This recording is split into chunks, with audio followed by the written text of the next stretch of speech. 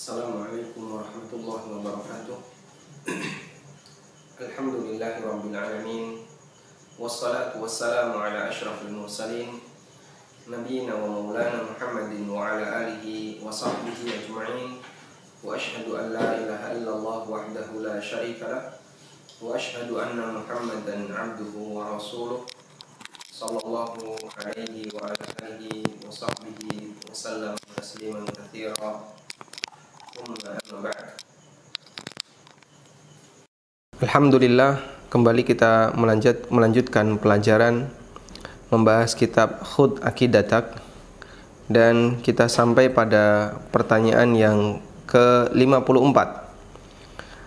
Di pertanyaan yang ke-54, penulis akan menyampaikan tentang bagaimana mencintai Allah dan Rasulnya sallallahu alaihi wasallam. Karena semua manusia yang dia mengimani Allah dan mengimani Rasulullah sallallahu alaihi wasallam, maka mereka mengaku cinta kepada Allah dan Rasulullah sallallahu alaihi wasallam. Penulis menyampaikan, kaifa nuhibbullaha wa rasulah.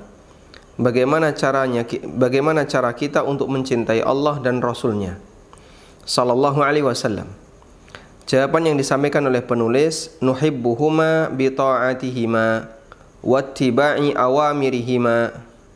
Kita mencintai Allah dan Rasulnya dengan mentaati keduanya dan mengikuti setiap perintah keduanya. Qala ta'ala, Allah berfirman di surat Ali Imran ayat 31, Qul in kuntum tuhibbunallaha fattabi'uni yuhibbukumullahu wa yaghfir lakum dzunubakum wallahu ghafurur rahim. Katakanlah wahai Muhammad, in kuntum tuhibbunallah, kalau kalian mencintai Allah, fattabi'uni, maka ikutilah aku, ikutilah Rasulullah sallallahu alaihi wasallam. Yuhibbukumullah wa yaghfir lakum dzunubakum, niscaya Allah akan mencintai kalian dan Allah akan mengampuni dosa-dosa kalian. Wallahu ghafurur rahim, dan Allah subhanahu wa ta'ala adalah zat yang maha pengampun lagi maha penyayang.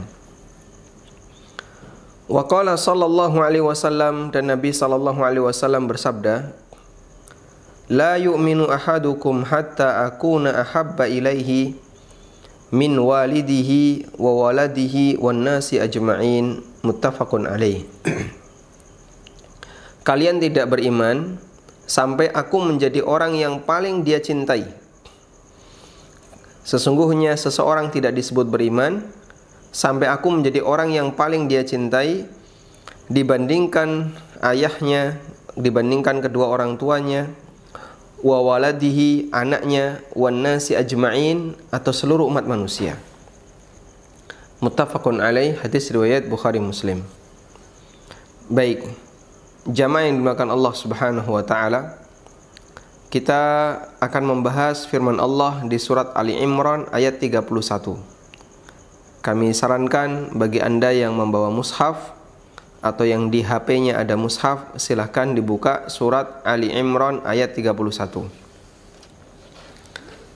Di surat Ali Imran ayat 31, Allah subhanahu wa ta'ala membicarakan tentang bagaimana caranya agar kita bisa mendapatkan cintanya Allah subhanahu wa ta'ala.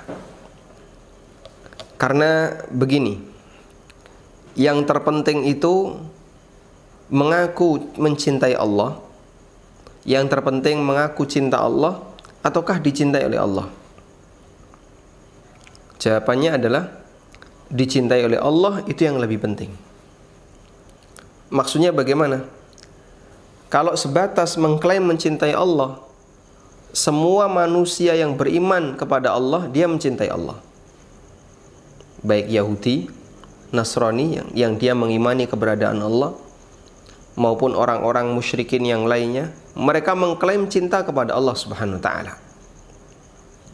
Dan bahkan ayat ini turun, sebagaimana keterangan Al-Baghawi dalam tafsirnya, ayat ini turun berkaitan dengan orang Yahudi dan Nasrani, haitsu qalu, di mana mereka mengatakan, nahnu abna'ullahi wa ahibba'u, kami adalah putra-putra Allah, maksudnya adalah manusia terbaik, wa ahibba'uhu, dan orang-orang yang dicintai oleh Allah. Kata Al-Qurtubi, nazalat fil yahudi wan nasar, nazalat fil yahudi wan nasara haitsu qalu nahnu abna'ullahi wa ahibba'u. Ayat ini turun terkait Yahudi dan Nasrani, di mana mereka mengatakan kami adalah makhluk terbaik dan orang-orang yang dicintai oleh Allah Subhanahu wa taala. Sehingga Yahudi dan Nasrani mengklaim kalau mereka cinta Allah, meskipun perbuatan mereka tidak sesuai dengan apa yang disyariatkan oleh Allah Subhanahu wa taala. Demikian juga disebutkan dalam riwayat dari Ad-Dhahhak dari Ibnu Abbas radhiyallahu anhuma. Ibnu Abbas bercerita, waqafan nabiyyu sallallahu alaihi wasallam ala Quraisyin wa hum fil masjidil harami wa qad nasabu asnamahum wa 'allaqu 'alaiha bidan ni'ami wa ja'alu fi adhaniha asy-syanuf wa hum yasjuduna laha. Kata Ibnu Abbas, Nabi SAW mendatangi beberapa orang Quraisy ketika mereka berada di Masjidil Haram, dan mereka sudah menyiapkan berhalanya, kemudian dikasih berbagai macam aksesoris berhala, lalu mereka sujud kepada berhala. Faqala, kemudian Nabi SAW bersabda, ya ma'syara Quraisyin, wallahi laqad khalaftum millata abikum Ibrahim wa Ismail. Wahai orang Quraisy, demi Allah sungguh kalian itu telah melakukan perbuatan yang bertentangan dengan ajaran ayah kalian, yaitu Ibrahim dan Ismail. Faqalat lahu Quraisyun, kemudian orang Quraisy itu mengatakan, orang-orang Quraisy yang ketika itu ada di Mekah, yang ada di Masjidil Haram mengatakan, innama na'buduha hubban lillah. Kami lakukan ini karena kami mencintai Allah. Coba kita lihat, klaim mereka ketika mereka sedang berbuat syirik, menurutnya adalah ini salah satu di antara cara untuk mewujudkan cinta kepada Allah Subhanahu wa taala. Bentuk mencintai Allah itu dengan cara menyembah sosok yang dianggap sebagai wali Allah. Liyuqarribuna ilallahi zulfa, agar mereka mendekatkan kami kepada Allah Subhanahu wa taala. Faqala Allah taala, maka Allah taala berfirman, qul ya Muhammad in kuntum tuhibbunallah wa ta'budunal asnama liyuqarribukum ilaihi fattabi'uni yuhibbukumullah. Katakanlah ya Muhammad, kalau kalian mencintai Allah sementara kalian menyembah berhala, agar berhala itu mendekatkan kalian kepada Allah, maka tinggalkan perbuatan ini tapi ikutilah aku semata. Yuhibbukumullah, maka Allah akan mencintai kalian. Sehingga mengklaim bahwasanya mencintai Allah itu tidak hanya dimiliki oleh kaum muslimin, umat Nabi Muhammad SAW, termasuk juga dilakukan oleh orang-orang kafir di kalangan Yahudi dan Nasrani. Dan Allah Subhanahu wa taala memberikan ujian untuk mereka yang mengaku cinta kepada Allah, ikutilah Nabi Muhammad SAW. Balasannya apa? Mereka akan dicintai oleh Allah Subhanahu wa taala. Kembali kepada tadi, yang terpenting bukan mencintai Allah, tapi yang terpenting adalah dicintai oleh Allah Subhanahu wa taala. Karena kalau manusia sudah dicintai oleh Allah, maka berarti dia telah mendapatkan ridho Allah Subhanahu wa taala dan pasti dia mencintai Allah. Kama qala ba'dul hukama al-ulama, Ibnu Katsir mengatakan, al-hukama wal ulama mengatakan, Ibnu Katsir mengutip keterangan beberapa ulama.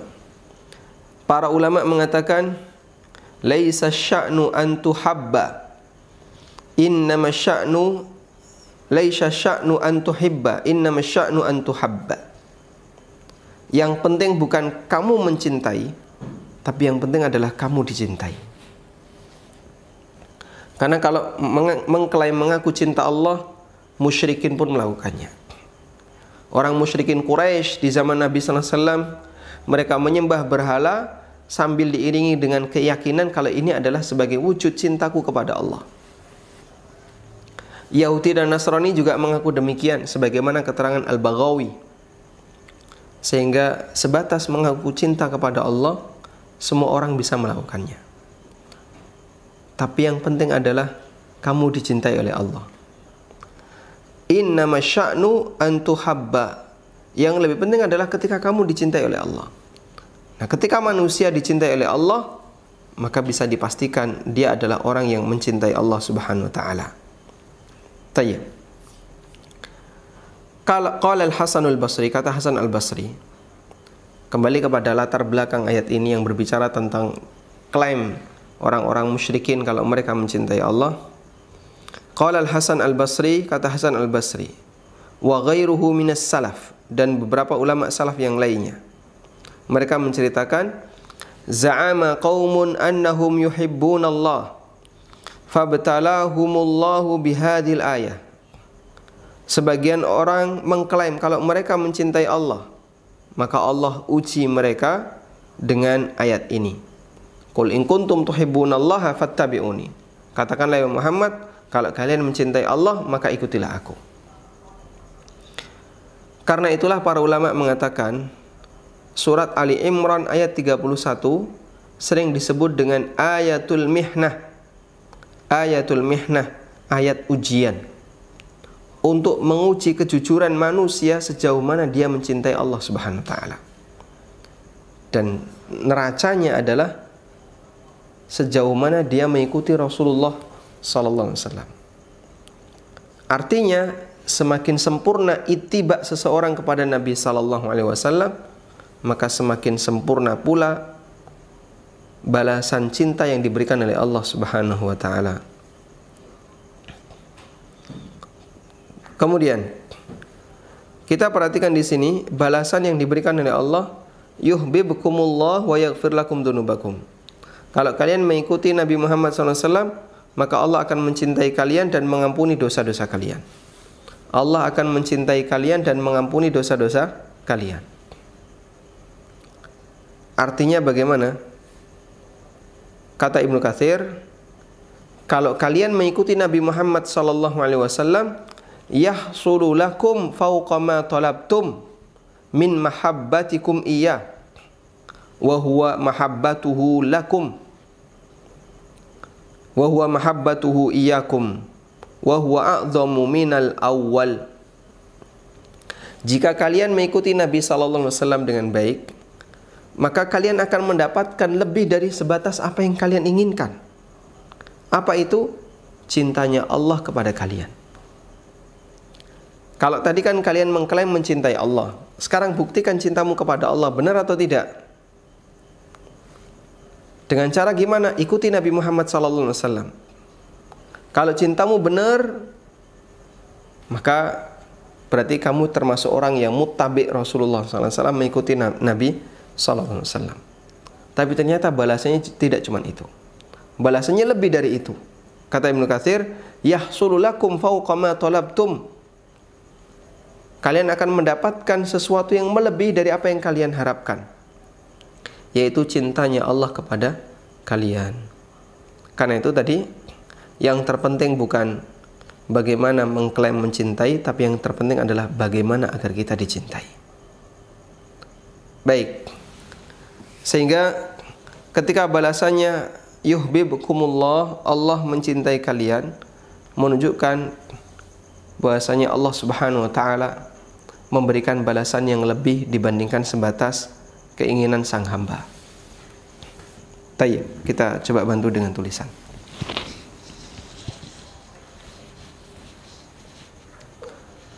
Kita perhatikan dalam ayat yang tadi kita baca, Allah Subhanahu wa taala berfirman, in kuntum tuhibbunallaha fattabi'uni yuhibbukumullah.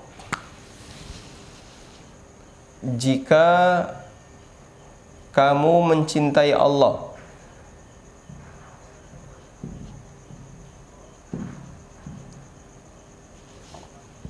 maka ikutilah aku.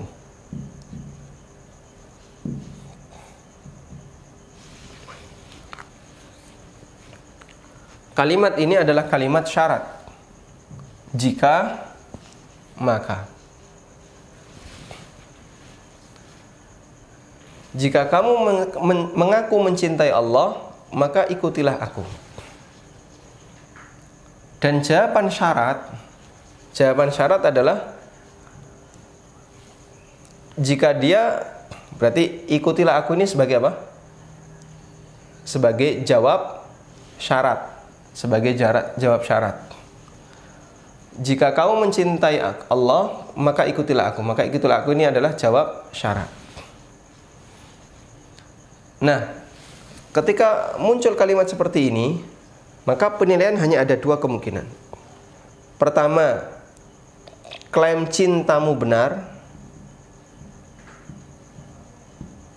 Penilaian cintamu benar. Atau sebaliknya, cintamu dusta.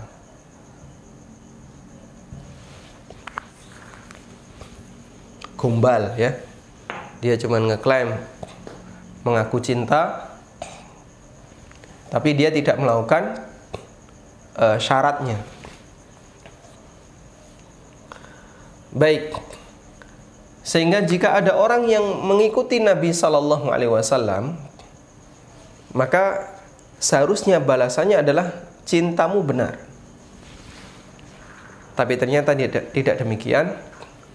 Allah memberikan balasan, niscaya Allah akan mencintai kalian.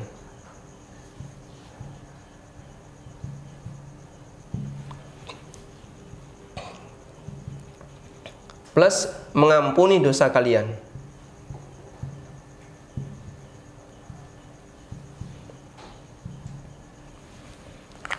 Sehingga manusia mendapatkan dua janji. Ini janji Allah. Allah akan mencintainya. Yang kedua, Allah akan mengampuni dosanya. Tayyib. Karena itu kata Ibnu Katsir, balasan dari kalimat syarat ini, jika memang dia mengikuti Nabi Sallallahu Alaihi Wasallam, maka seharusnya di sini balasannya, yaitu penilaian kalau cintanya benar. Tapi ternyata Allah Subhanahu wa taala kasih lebih. Apa kasih lebihnya? Allah akan mencintai kalian. Karena itu kata beliau, yahsululahu fauqa ma yatlubuhu. Dia mendapatkan sesuatu yang melebihi dari apa yang dia cari, yaitu penilaian kalau cintanya benar. Ternyata Allah tidak hanya sebatas memberikan penilaian cintamu benar, tidak. Tapi Allah Subhanahu wa taala memberikan balasan dalam bentuk Allah akan mencintainya. Dan ketika Allah mencintai hamba, mengampuni dosa hamba, Anda bisa bayangkan gimana kira-kira ujung akhir dari hamba ini. Maka Allah akan memberikan banyak balasan terbaik untuknya. Allah akan masukkan dia ke dalam surga karena Allah mencintainya. Baik. Selanjutnya saya akan membahas tentang ittiba Nabi Sallallahu Alaihi Wasallam. Ittiba Nabi Sallallahu Alaihi Wasallam. Mengikuti Nabi Sallallahu Alaihi Wasallam. Seperti apakah batasan mengikuti Nabi Sallallahu Alaihi Wasallam? Karena di sini Allah Subhanahu Wa Taala memberikan syarat, kalau kalian mencintai Allah, maka ikutilah Rasulullah Sallallahu Alaihi Wasallam. Sekarang kita akan lihat seperti apakah batasan mengikuti Nabi Sallallahu Alaihi Wasallam. Jamaah yang dimuliakan Allah Subhanahu Wa Taala, mengikuti Nabi Sallallahu Alaihi Wasallam itu berarti mengikuti sunnah beliau.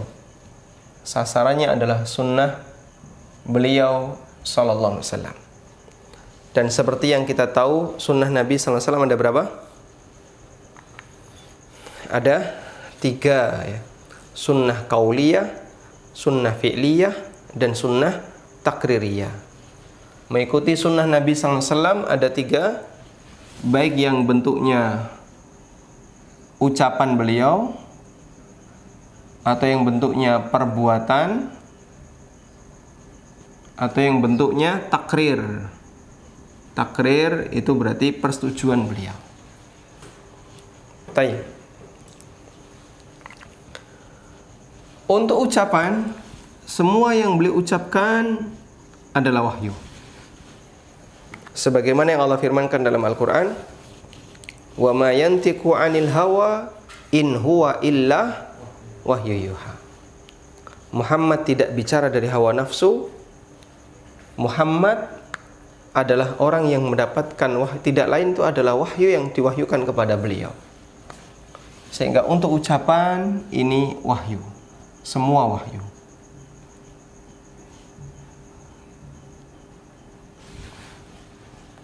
Baik. Kemudian untuk takrir, takrir itu berarti persetujuan Rasulullah SAW. Dan itu bisa maknanya boleh, bisa maknanya disyariatkan dalam arti dianjurkan, meskipun tidak sampai pada derajat wajib. Contoh yang boleh gimana Pak? Contoh yang boleh, ada sahabat yang makan daging dob, kadal gurun. Nabi SAW nggak suka, tapi beliau melihat sahabat makan daging dob, dia sangat lahap makannya dan dibiarkan oleh Rasulullah SAW. Berarti apa hukum makan daging dob? Mubah. Karena masalah makan itu hukum asalnya adalah mubah. Contoh yang takrir Nabi SAW tapi statusnya sunnah. Ada sahabat ketika dia sedang sholat, setiap kali dia ngimami selalu membaca surat Al-Ikhlas plus surat yang lain. Al-Ikhlas plus surat yang lain. Kemudian dilaporkan kepada Rasulullah SAW. Lalu Nabi SAW minta kepada para sahabat yang melapor, saluhu lima yasna'u dzalik. Coba tanya kepadanya, kenapa dia lakukan seperti itu? Lalu dijawab oleh yang bersangkutan, ya Rasulullah, aku mencintai surat Al-Ikhlas. Li'anni uhibbuha, fiha sifatur rahman. Saya mencintai surat Al-Ikhlas karena di sana bercerita tentang sifat-sifat Allah Ta'ala. Apa kata Rasulullah SAW? Hubbuka iyyaha yahdika ilal jannah. Cintamu kepada surat Al-Ikhlas mengantarkanmu menuju surga. Baik. Dan itu sunnah takrir. Sehingga kita dianjurkan untuk mencintai surat Al-Ikhlas. Nah, selanjutnya yang menjadi perhatian kita adalah di posisi yang kedua ini, sunnah perbuatan, sunnah fi'liyah. Sunnah fi'liyah, al-fi'l. Al-fi'l artinya apa? Perbuatan. Kita sekarang akan berbicara tentang perbuatan Nabi Sallallahu Alaihi Wasallam. Al-fi'l. Para ulama mengatakan al-fi'lu, perbuatan Nabi Sallallahu Alaihi Wasallam itu ada 3 macam. Yang pertama adalah al-fi'lul khasu bihi, perbuatan yang khusus untuk Nabi Sallallahu Alaihi Wasallam. Sehingga di bagian ini kita nggak bisa niru. Kenapa? Karena itu khusus bagi Nabi Sallallahu Alaihi Wasallam. Umatnya nggak boleh niru. Dan Allah Subhanahu Wa Taala turunkan syariat. Ada sebagian syariat itu yang hanya khusus berlaku untuk Nabi Sallallahu Alaihi Wasallam. Contohnya apa Pak? Beliau diizinkan untuk nikah lebih dari 4. Nabi Sallallahu Alaihi Wasallam boleh melakukan akad nikah tanpa wali, karena beliau adalah manusia yang paling berhak di kalangan kaum muslimin, sehingga beliau bisa jadi wali sendiri. Nabi Sallallahu Alaihi Wasallam diperbolehkan puasa wisol, padahal yang lain tidak boleh. Nabi Sallallahu Alaihi Wasallam punya kewajiban amal tertentu, padahal bagi yang lain itu tidak wajib. Dan aneka kekhususan yang lainnya, yang itu hanya boleh dan dimiliki oleh Rasulullah Sallallahu Alaihi Wasallam. Nah, bagian yang seperti ini tidak perlu ittiba, tidak boleh diikuti, karena Rasulullah Sallallahu Alaihi Wasallam melakukan itu bukan dalam rangka untuk ngajari umatnya, tapi karena beliau melakukan itu sebagai salah satu kekhususan yang Allah berikan kepada beliau sallallahu alaihi wasallam. Baik. Nah, untuk sunnah khusus, hukum asalnya itu tidak ada. Hukum asalnya itu berlaku untuk umum, bukan berlaku untuk khusus. Saya ulang ya. Pada asalnya, syariat yang diturunkan oleh Allah itu berlaku untuk semua manusia. Syariat yang Allah turunkan itu berlaku untuk semua manusia pada asalnya.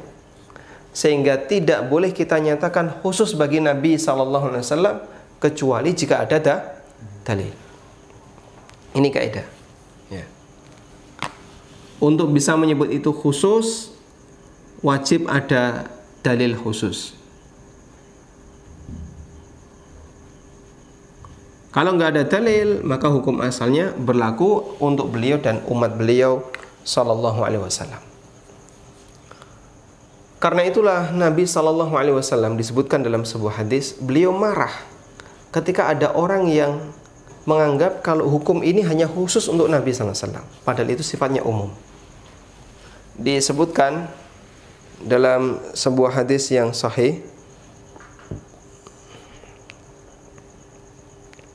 dari Aisyah radhiyallahu anha, hadisnya riwayat Abu Dawud dan dinilai sahih oleh Al-Albani. Dari Aisyah radhiyallahu anha, beliau menceritakan anna rajulan qala li Rasulillah sallallahu alaihi wasallam. Ada orang yang menghadap Nabi sallallahu alaihi wasallam lalu dia mengatakan, "Ya Rasulullah, inni usbihu junuban wa ana uridu siyam." Ya Rasulullah, saya masuk waktu subuh dalam kondisi junub, belum mandi, padahal saya ingin puasa. Faqala Rasulullah sallallahu alaihi wasallam, kemudian Nabi sallallahu alaihi wasallam bersabda, "Wa ana usbihu junuban wa ana uridu siyam fa aghtasilu wa asumu." Aku juga sama, saya pernah pagi hari dalam kondisi junub belum mandi, masuk subuh belum mandi junub, ya. Hubungan badannya dilakukan sebelum subuh. Kemudian masuk subuh belum mandi. Wa ana uridu siyam, padahal aku punya niat untuk puasa. Fa aghtasilu wa asumu, lalu aku pun mandi kemudian lanjut puasa. Faqala ar-rajul, kemudian orang yang tanya ini mengatakan, "Ya Rasulullah, innaka lasta mithlana." Anda itu tidak sama seperti kami. Faqad ghafarallahu laka ma taqaddama min dzambika wa ma ta'akhkhar. Allah telah mengampuni dosa-dosa Anda di masa silam dan yang akan datang. Begitu mendengar ini, ya Rasulullah, itu kan khusus bagi Anda karena Anda punya keistimewaan. Kata Aisyah, faghadiba Rasulullah sallallahu alaihi wasallam wa qala. Nabi sallallahu alaihi wasallam pun marah dengan kalimat ini dan beliau mengatakan, "Wallahi inni la arju an akuna akhsyakum lillah wa a'lamakum bima attabi." Kata Nabi sallallahu alaihi wasallam, demi Allah, aku berharap aku adalah orang yang paling takut kepada Allah di antara kalian. Dan aku adalah orang yang paling tahu apa yang perlu untuk diikuti oleh manusia, apa yang perlu diajarkan kepada mereka. Sehingga Rasulullah sallallahu alaihi wasallam marah ketika ada orang yang mengklaim, ketika ada sahabat yang mengklaim bahwasanya praktek ini khusus untuk Nabi sallallahu alaihi wasallam. Baik, karena itu kata Ibnu Hazm dalam Al-Ihkam fi Usul Ahkam, beliau mengatakan wala yajuzu ayyuqal, enggak boleh dikatakan fi syai'in, pada sesuatu fa'alahu Nabi sallallahu alaihi wasallam, yang dilakukan oleh Nabi sallallahu alaihi wasallam, innahu khususun lahu, bahwa perbuatan itu hanya khusus untuk Nabi sallallahu alaihi wasallam, illa binassin fi dzalika, kecuali jika ada dalil. Baik, kita ulang. Kata Ibnu Hazm, enggak boleh bagi orang mengatakan perbuatan ini khusus untuk Nabi sallallahu alaihi wasallam kecuali jika ada dalil. Kemudian kata beliau, li'annahu alaihi salam qad ghadiba ala man qala dzalika, karena Nabi sallallahu alaihi wasallam marah kepada orang yang melakukan seperti itu. Dan segala sesuatu, wa kullu syai'in aghdaba Rasulullah sallallahu alaihi wasallam, dan segala sesuatu yang bisa memicu Rasulullah sallallahu alaihi wasallam itu marah, fa huwa haram, hukumnya haram. Baik, sehingga tidak boleh mengklaim kalau ini khusus untuk Nabi sallallahu alaihi wasallam kecuali jika ada dalil. Kemudian yang kedua adalah fi'lun Nabi sallallahu alaihi wasallam li ajli al-jibillah wal urfu. Perbuatan Nabi sallallahu alaihi wasallam karena bawaan apa? Bawaan fisiknya. Karena bawaan fisik atau budaya. Baik. Contohnya apa, Pak? Contohnya selera makan. Contoh yang lain gaya berjalan, cara duduk, gaya beliau duduk dan seterusnya. Atau yang dipengaruhi oleh budaya. Perbuatan beliau yang dipengaruhi oleh bawaan fisik atau yang budaya. Budaya contohnya apa? Masalah pakaian, masalah adat ketika menerima tamu, budaya ini dan seterusnya. Baik. Nah, pada asalnya yang bentuknya fisik seperti bawaan fisik dan budaya seperti ini, pada asalnya tidak diikuti. Kenapa tidak diikuti? Karena Rasulullah SAW melakukannya la min ajli tasyri', bukan dalam rangka untuk ngajari syariat, tapi ya, Nabi SAW melakukannya karena faktor bawaan fisik atau karena pengaruh budaya. Kok beliau pakai surban kayak gitu? Ya karena dulu orang pakai surban. Kenapa beliau SAW pakaiannya seperti ini? Ya karena dulu orang di masa silam pakaiannya kayak gini. Sehingga beliau berpakaian sesuai dengan uruf yang berlaku di masyarakat. Baik. Nah, bagian ini tidak perlu diikuti karena dia kembali kepada bawaan fisik, gawan kita atau bahasa kita gawan bayi, semua orang punya. Sehingga beda-beda antara satu dengan yang lain. Baik, kemudian yang ketiga, perbuatan Nabi sallallahu alaihi wasallam yang dia tujuannya adalah untuk dijadikan sebagai sumber syariat. Dijadikan sumber syariat. Sehingga ini disebut dengan al-fi'lu at-tashri'i. Perbuatan yang dia menjadi sumber syariat. Bagian inilah yang diikuti. Contohnya apa? Tata cara sholat, tata cara zakat, tata cara haji. Sampai beliau tegaskan, "Shallu kama ra'aitumuni usolli." Kalian lakukanlah sholat sebagaimana kalian melihatku sholat. Beliau juga mengatakan, "Khudhu anni manasikakum." Lakukan manasik kalian dengan mencontoh aku. Nah, itu karena beliau melakukan itu dalam rangka untuk tasyri'i, dalam rangka untuk dijadikan sebagai sumber syariat. Baik. Nah, kemudian yang keempat ada satu lagi, yaitu gabungan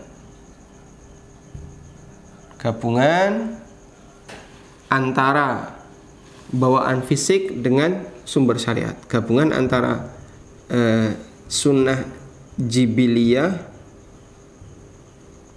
yang itu bawaan fisik dengan sumber syariat, al-fi'lu tasyri'i, sumber syariat. Baik. Sumber syariat. Nah, saya tulis di sini aja. Contohnya apa, Pak? Nah, para ulama memberikan contoh, misalnya Nabi SAW ketika selesai sholat qobliyah subuh, itu beliau tidur sejenak. Baru setelah itu berangkat ke masjid. Atau Nabi SAW ketika beliau haji atau umroh, beliau kadang melewati tempat A, melewati tempat B. Nah, kemudian ulama beda pendapat, ini itu masuk sunnah jibiliyah ataukah sumber syariat. Baik, nah bagian inilah yang sering disinggung oleh para ulama. Misalnya ketika haji atau umroh, Nabi SAW masuk kota Mekah itu dari arah atas. Apakah kita perlu meniru seperti itu? Sehingga nyari bukit dulu baru turun dari arah atas. Jawabannya tidak perlu. Misalnya itu bagian dari sunnah jibiliyah, maka tidak perlu, karena itu sifatnya hanya masalah bagian dari budaya yang berlaku di masyarakat. Baik, termasuk cara berpakaian. Nabi SAW itu lebih sering memakai pakaian yang modelnya kayak gimana toh Pak?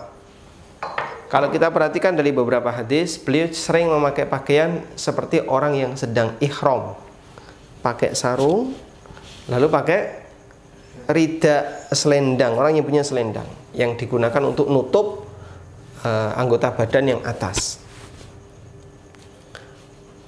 Sampai Nabi SAW ketika perang Badar memakai seperti ini, dan beliau berdoa ibtihal, doa yang genting, hingga ridanya jatuh. Ketika ridanya jatuh, otomatis telanjang dada. Diambil oleh Abu Bakar As-Siddiq radhiyallahu anhu kain tersebut, lalu dikalungkan ke fisik Nabi SAW dan dirangkullah Rasulullah SAW. Demikian pula Nabi SAW ketika khutbah, kan sering ya, mungkin jamaah sering mendengar terlihat putih ketiak beliau. Itu gimana kira-kira? Berarti tangannya diangkat, lalu ketiaknya kelihatan dari depan karena beliau sedang berkhutbah. Anda bisa bayangkan, itu tidak mungkin pakaiannya seperti yang kita pakai sehari-hari, karena ketiaknya tertutup. Berarti Nabi SAW ketika itu memakai pakaian yang ketiaknya bisa terbuka ketika tangannya diangkat. Nah, itu sunnah jibiliyah karena pengaruh budaya. Beliau pakai tadi seperti orang ihram, begitu diangkat ya, ini kelihatan dari depan. Baik. Nah, intinya yang mau kita garis bawahi adalah bahwa dari fi'l perbuatan Nabi SAW yang perlu untuk diikuti adalah bagian ini. Perbuatan yang bentuknya murni sebagai sumber syariat, dan karena itu ketika kita mengikuti ini ya, insya Allah itu adalah upaya yang kita lakukan agar kita bisa mendapatkan cintanya Allah Subhanahu wa ta'ala. Tayyib. Kemudian penulis membawakan hadis Nabi SAW. Coba kita baca. Penulis membawakan hadis Nabi SAW. La yu'minu ahadukum hatta akuna ahabba ilaihi min walidihi wa waladihi wan nasi ajma'in. Kalian tidak akan beriman sampai kalian mencintai aku, mencintai Nabi SAW, sampai aku menjadi orang yang paling dia cintai dibandingkan orang tuanya, anaknya, maupun manusia yang lainnya. Kenapa Nabi SAW harus dicintai melebihi orang tua? Para ulama mengatakan ada beberapa sisi jawaban. Yang pertama, karena manusia yang paling berjasa bagi anak ini adalah Rasulullah SAW, yang jasanya melebihi dari orang tuanya. Apa jasanya? Jasa Rasulullah SAW adalah mengajari mereka tentang Islam selama 23 tahun. Lalu kita mendapatkan informasi dan pengajaran itu, sehingga jadinya kita berutang budi kepada Rasulullah SAW. Karena sebab beliau lah kita jadi selamat dari ancaman neraka dan berhak untuk masuk surga. Maka beliau lebih berjasa dibandingkan kedua orang tua seseorang ya. Karena itulah beliau katakan bahasanya orang tidak akan beriman sampai aku menjadi manusia yang paling dia cintai dibandingkan orang tuanya, anaknya, dan semua umat manusia. Baik. Karena itu jamaah yang dimuliakan Allah Subhanahu wa taala, mencintai Rasulullah SAW adalah sebuah kewajiban dan bahkan wajib didahulukan dibandingkan yang lain. Nah, pendekatan yang pertama tadi mengatakan karena beliau adalah orang yang paling berjasa dalam kehidupan manusia. Dan ada pendekatan yang lain Kenapa Nabi Shallallahu Alaihi Wasallam harus kita cintai nomor satu dibandingkan yang lain? Karena manusia itu semakin sempurna akhlaknya, maka dia semakin berhak untuk dicintai. Dan Nabi Shallallahu Alaihi Wasallam adalah manusia yang paling sempurna akhlaknya, maka dia lebih berhak untuk dicintai dibandingkan yang lainnya. Wallahu ta'ala alam. Tayyib, demikian yang bisa kita sampaikan. Semoga menjadi kajian yang bermanfaat. Mohon maaf jika ada kekurangan. Wassallallahu ala nabiyyina Muhammadin wa ala alihi wa sahbihi wasallam. Wa akhiru da'wana alhamdulillahi rabbil alamin. Wassalamualaikum warahmatullahi wabarakatuh.